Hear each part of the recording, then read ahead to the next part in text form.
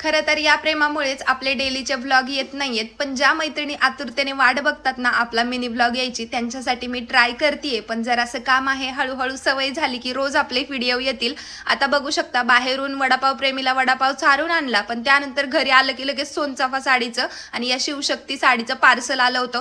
पटकन pre booking pack करून घेतल्या आणि लगेच स्वयंपाक बनवायला घेतला. आज आहोंच्या आवडीची त्यांच्यासाठी मटन बिर्याणी बनवली होती. त्यांना जेव्हा मटन चिकनचा बेत असतो ना, तेव्हा मला काहीतरी वेगळं बनलेलं असतं. आता आज बनवायला घेतला होता हा शेजवान राईस. हा फ्राईड राईस बनवायला खूप सोपा आहे. काय करायचं, कढईमध्ये तेल, थोडासा कांदा, अद्रक लसूण पेस्ट टाकून परतवून घ्यायचं. त्यानंतर आवडीच्या भाज्या टाकून घ्यायच्या, फुल गॅसवरती परतवायच्या. इथं मी थोडासा टोमॅटो सुद्धा ऍड केला होता, परतवून घेतलं. त्यानंतर हा चिंग्सचा फ्राईड राईस मसाला येतो ना, तो याच्यामध्ये ऍड केला. वरून जो आपण बिर्याणीला राईस करतो ना, तोच याच्यामध्ये ऍड केला. छान परतवून घेतलं. वरून कोथिंबीर टाकली. आधीच भातामध्ये मीठ ऍड केलेलं होतं म्हणून जास्त मीठ ऍड केलेलं नाहीये. इथे बघू शकता, खूप मोकळा असा फ्राईड राईस बनलेला होता आणि घरचं बनलेलं कधीही चांगलं. देवांशची इकडे बिर्याणी खायचं काम झालं होतं आणि माझं फ्राईड राईस. भेटू परत, बाय.